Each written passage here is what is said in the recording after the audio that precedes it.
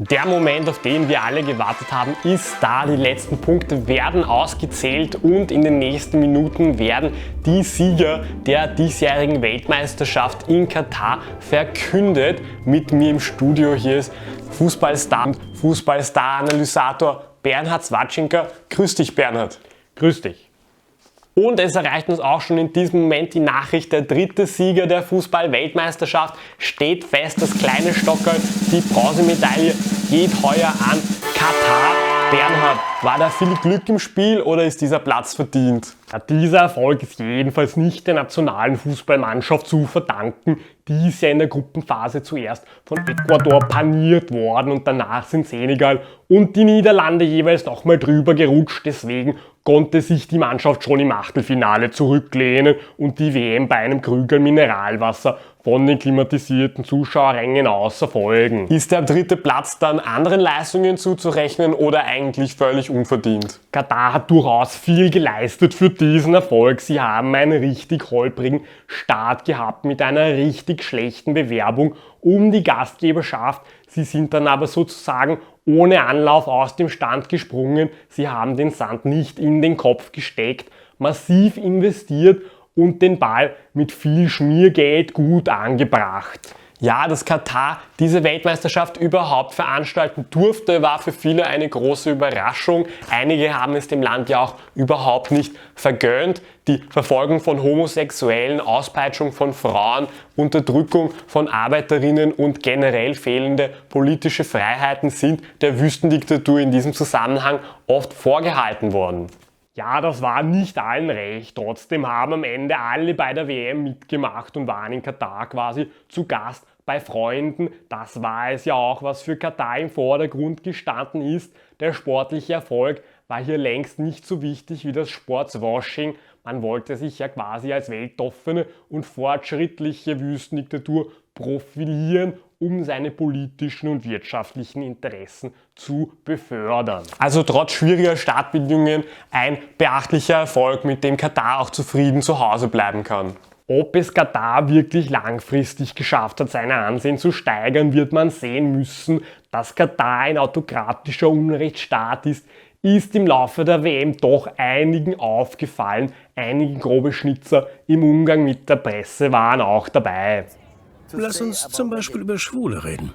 Es ist ein geistiger Schaden. Deswegen hat es zu mehr als dem dritten Platz nicht gereicht, unterm Strich aber trotzdem eine beachtliche Leistung. Und wenn das mit dem Sportswashing nicht klappt, dann können die Kataris immer noch ihren Einfluss ausbauen, indem sie sich weiterhin in westliche Clubs und Unternehmen einkaufen. Und mittlerweile erreicht uns auch schon die Nachricht vom nächsten Sieger. Der zweite Platz, die Silbermedaille, geht heuer an die FIFA. Auf dem zweiten Stockerl steht man bekanntlich oft mit einem weinenden und einem lachenden Auge als fast Erster. Bernhard, ist das ein gutes Ergebnis für die FIFA oder wäre da mehr gegangen?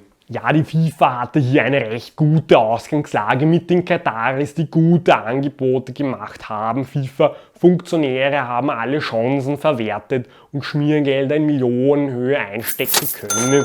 Da hat die FIFA vielleicht auch ein bisschen zu offensiv gespielt und die Defensive vernachlässigt. Das ist ausgenutzt worden gleich von einem diesmal unerwartet starken Gegner, den US-amerikanischen Ermittlungsbehörden. Die spielen ja meistens eher in einer kleineren Liga und fallen im superreichen Korruptionssektor weniger auf. Diesmal waren sie aber topfit und haben mehr als 40 Anklagen aufs Feld gebracht und auch einige Verurteilungen erzielen können. Das hat der FIFA natürlich einige Punkte gekostet. Die FIFA musste daraufhin auch ihren Präsidenten Sepp Blatter aus dem Spiel nehmen. Wie konnte sich da der zweite Platz überhaupt noch ausgehen? Die FIFA hat als neuen Präsidenten Gianni Infantino eingewechselt. Der hat den Ball gekonnt aufgenommen und weitergemacht, als wäre nichts gewesen. Der Spielfluss war durch die ganze Geschichte kaum gestört.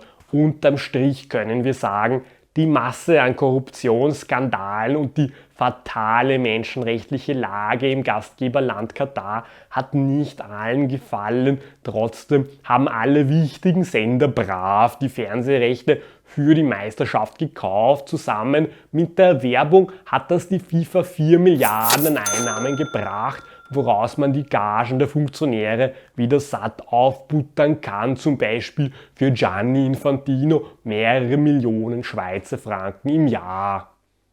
Unterm Strich also ein sehr stabiles Ergebnis für die FIFA. Und jetzt ist auch schon da der Moment, auf den wir alle gewartet haben. Der Sieger dieser Fußball-Weltmeisterschaft in Katar steht fest. Die Goldmedaille geht dieses Jahr an die Baukonzerne. Eine große Freude dabei auch, dass sich diesen Goldpokal viele untereinander teilen können. International tätige Bauunternehmen aus der ganzen Welt waren in Katar am Werk, darunter große chinesische Unternehmen, aber auch zahlreiche europäische Konzerne wie POR, Strabag, Siemens, Hochtief oder Vinci. Bernhard, wie haben die es zu diesem großen Sieg geschafft? Die Konzerne hatten von Anfang an eine steile Vorlage. Katar hat über 200 Milliarden investiert in Bauvorhaben, die mit der Meisterschaft zusammenhängen. Da geht es bei weitem nicht nur um die 7 neuen Riesenstadien, die jetzt niemand mehr brauchen wird. Da sind in kürzester Zeit ganze Stadtteile aus dem Boden gestampft worden, um den Besuchern eine möglichst luxuriöse und bequeme Zeit zu bieten. Da wurden keine Kosten gescheut. Das ist das teuerste Sportereignis aller Zeiten. Und CO2-Emissionen wurden bei solchen Megabauprojekten natürlich auch keine gescheut. Da sagen ja einige, dass man da ein bisschen aufpassen sollte, weil die Welt untergeht. Aber hier hat man wirklich alles gegeben. Also von Anfang an die besten Voraussetzungen, um diesen ersten Platz zu holen. Auf jeden Fall. Und die Bauunternehmen haben auch wirklich alles rausgeholt, was ging, nämlich aus den rechtlosen Zwangsarbeitern aus südasiatischen Ländern, die diese harte und gefährliche Arbeit tatsächlich gemacht haben. Da geht schon ordentlich was weiter am Bau, wenn man sie bis zu 17 Stunden am Tag hackeln lässt und auf alle Sicherheitsmaßnahmen scheißt. Und weil man seine Arbeiter in Katar wie Tiere unterbringen und um den Großteil ihrer Löhne betrügen kann, spart man auch ordentlich Kosten. Die beteiligten Bauunternehmen haben über Jahre hinweg satte Gewinne im dreistelligen Millionenbereich in ihren Büchern stehen. Bei solchen Zahlen sind die 6000 Gastarbeiter, die beim Bau der WM gestorben sind, eine Bilanz, die man als Baukonzern locker wegstecken kann. Wahnsinn, echte Profis. Und während die FIFA und Katar während dieser Weltmeisterschaft durchaus kontrovers waren, könnte man sagen, haben die Baukonzerne eigentlich so gut wie keine schlechte Presse kassiert. Wie haben sie das geschafft? Na, wenn sich FIFA-Funktionäre und die Gastgeber geben wie klassische James-Bond-Bösewichte, dann ist es als Unternehmen nicht so schwer, da im Windschatten ein bisschen unter dem Radar zu fliegen. Außerdem ist es immer leichter, da was über die bösen islamischen Ausländer im unzivilisierten Osten zu sagen, als über die heimischen Konzerne, die von den bösen islamischen Ausländern im unzivilisierten Osten da drüben bezahlt werden. Für die Bauunternehmen ist ihr Ruf aber auch völlig nebensächlich, solange die Kohle stimmt. Sie haben das Ziel vor Augen gehabt, den Pass gekonnt aufgenommen und dann einfach durchgezogen. Wow, was soll man da noch sagen? Dieser erste Platz also völlig zu Recht und verdient, und es sei hier noch einmal hervorgehoben, nicht nur chinesischen Unternehmen, sondern auch großen europäischen Baukonzernen wie POR, Strabag, Siemens, Hochtief und Vinci sind die Leistungen auf den Baustellen der diesjährigen Weltmeisterschaft in Katar zuzurechnen. Bernhard, wie kann es jetzt weitergehen mit dem Fußball in der ganzen Welt? Kann es jetzt nur mehr bergab gehen, weil diese spektakuläre Weltmeisterschaft eigentlich nicht mehr zu toppen ist? Oder ist im Gegenteil die ganze Fußballwelt dermaßen inspiriert von den großen Siegen in Katar, dass wir uns jetzt auf noch größere und großartigere Dinge freuen können? Das wird schwer zum Toppen sein, aber es ist schon auch sehr inspirierend, obwohl die Demokratie am Sand ist, Frauen unterdrückt, Minderheiten verfolgt werden, es soziale Verwerfungen und Folter und Todesstrafe gibt, kann man eines der größten Events der Weltgemeinschaft ausrichten. Daran nehmen sich als erstes gleich die USA ein Beispiel, die die WM 2026 veranstalten werden. 2030 weiß man noch nicht, aber vielleicht in Nordkorea.